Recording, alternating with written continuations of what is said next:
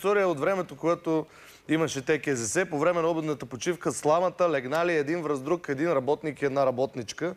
Обаче летели много мухи, които в Северозапада им викат муи. На мухите муи.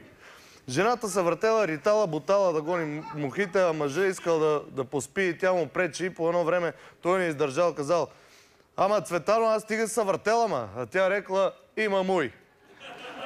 И той е рекал: я имам, ама са не фала. Чети!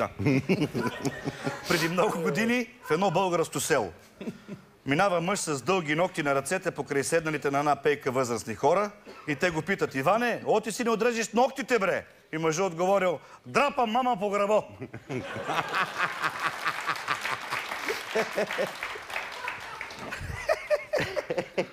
Кое е смешното?